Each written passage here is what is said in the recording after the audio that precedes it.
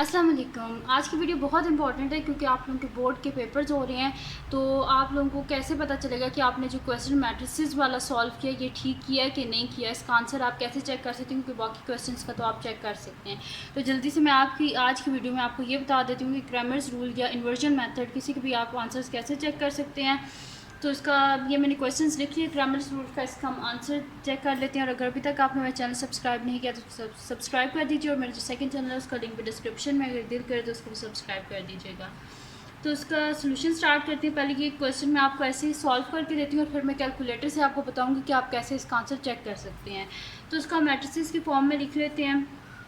ये मेरे पास आ जाएगा, मैं डायरेक्ट कर रही हूँ इसको 4 3 2 y, सॉरी y नहीं, यहाँ पे हम लिखेंगे y का साथ कोफिशिएंट लिखेंगे जो कि हमारे पास क्या है -1।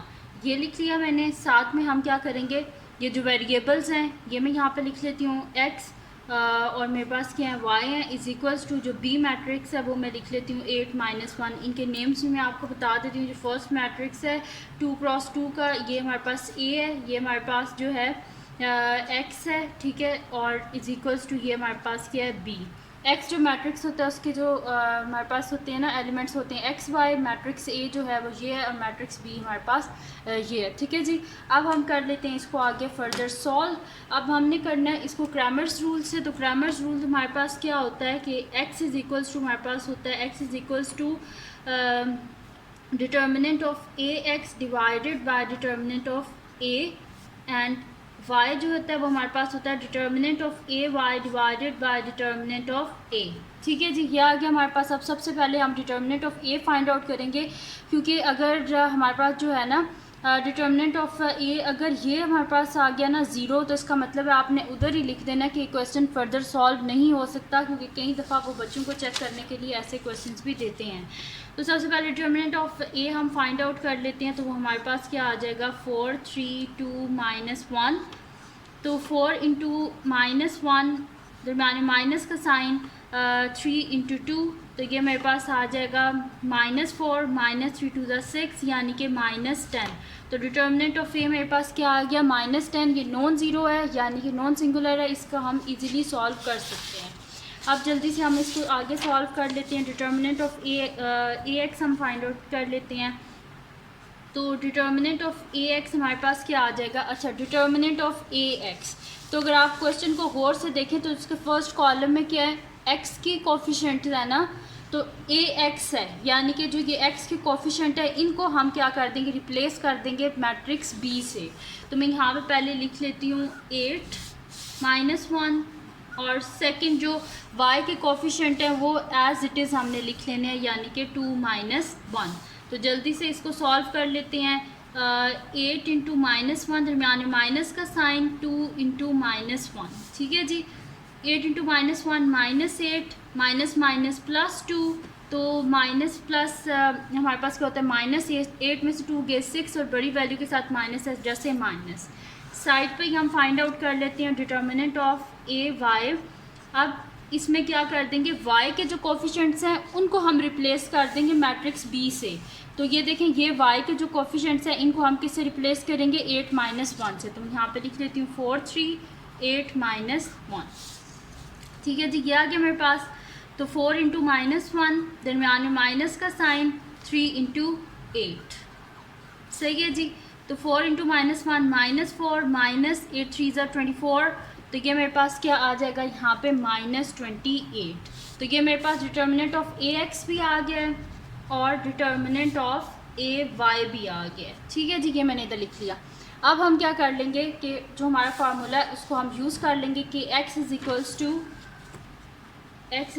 Determinant of A x divided by determinant of A, and y हमारे पास क्या है determinant of A y divided by determinant of A. अब हम क्या कर लेते हैं इसको जो है यहाँ पे हम इनकी वैल्यूज़ जो हैं वो हम लिख लेते हैं। तो डिटर्मिनेंट ऑफ ए एक्स जो है वो मेरे पास क्या आया -6, तो मैं यहाँ पे लिख देती हूँ x is equals to -6 divided by determinant of A क्या आया हमारे पास -10, तो डिवाइडेड बाय -10। ये मैं थोड़ा सा आपको तेज़ इस वजह से करवा रही हूँ क्योंकि पहले समझा चुकी हूँ, जस्ट मैं रिवाइज़ करवाने के लिए आपको बता रही हूँ। And y is equals to determinant of a y क्या आया -28 divided by determinant of a हमारे पास क्या आया था -10। तो इसको एज इट इज़ हम यहाँ पे -10 लिख लेते हैं। अब जो कटिंग हो रही है वो हम कर लेते हैं। तो यहाँ पे ये माइनस और माइनस आपस में कैंसिल आउट, ये दोनों 2 के टेबल में आते हैं। 2 3 ज़ा 6, 2 5 ज़ा 10, इधर भी माइनस और माइनस कटिंग होगी। 2 1 ज़ा 2, 2 4 ज़ा 8, 2 5 ज़ा 10। तो यानी कि x का आंसर हमारे पास क्या आ गया 3/5 एंड y का जो है वो हमारे पास आंसर क्या आया 14/5। और ये हमने फाइंड आउट करना था, x और y दोनों की वैल्यू हमने फाइंड आउट कर ली है। तो यहाँ पे हमारे पास क्रैमर्स रूल जो है वो सॉल्व हो गया। अब बात आई जी आप आंसर कैसे चेक कर सकते हैं, और वो भी कैलकुलेटर से।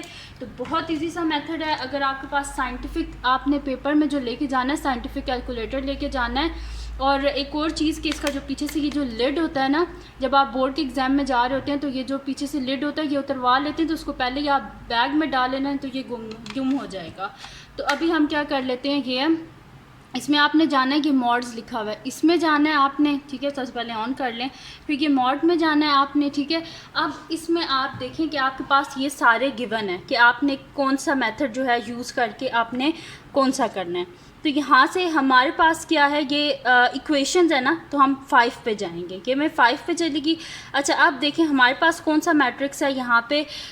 तो अगर आप देखें तो हमारे पास इस फॉर्म में है ना, a b is equals to हमारे पास है कांस्टेंट है। तो हम इसमें से क्या सिलेक्ट करेंगे, 1 सिलेक्ट कर लिया मैंने।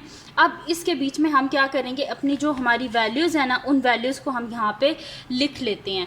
तो आपने अब क्या करना है, यहाँ से क्वेश्चन जो है इसको मैं बिल्कुल इसके साथ रख लेती हूँ और मैं आपको जो है ना ये लिखना बताती हूँ।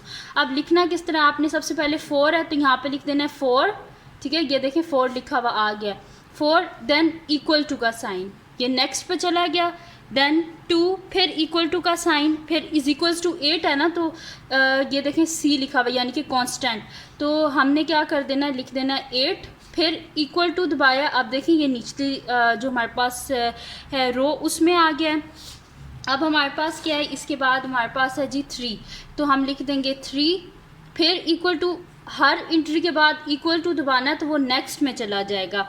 हमारे पास क्या है -y, तो उसकी जगह लिख देते हैं -1 फिर इक्वल्स टू। अब देखें लास्ट इंट्री की तरफ चला गया, तो लास्ट में क्या है -1, तो मैं यहाँ पे लिख देती हूँ -1 फिर डाल देते हैं जी इक्वल्स टू। अब जब हम इक्वल्स टू दबाएंगे ना तो अब हमारे पास आंसर आ जाएगा।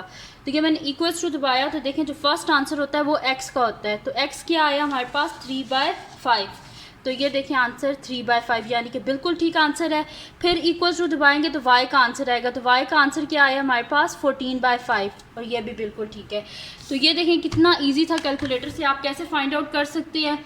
अच्छा एक और चीज़ इसको और बहुत इंपॉर्टेंट है वो, ये तो हमारे पास इसके आंसर्स आ गया। अब आपने बैक कैसे जाना है मैथमेटिक्स की तरफ, तो ऑन करेंगे तो देखें दोबारा मैट्रिसेस आ रहे हैं। आपने दबाना है स्टार्ट देन 9 के ऊपर देखें क्या लिखा हुआ है, क्लियर, यानी कि सब कुछ क्लियर हो जाएगा। शिफ्ट प्लस क्लियर, तो यहाँ पे क्या लिखा हुआ है, हमने सब कुछ जो है वो क्लियर करना है। तो मैं यहाँ पे दबा देती हूँ 3 देन इक्वल्स टू, ये देखें यहाँ पे लिखा हुआ है येस कि अगर आप करना चाहते हैं तो इक्वल्स टू दबाएं, तो ये मैं कर देती हूँ यहाँ पे इक्वल्स टू देन AC। तो AC को प्रेस किया तो देखें दोबारा ये मैथ्स के ऊपर आ गया है, ठीक है जी।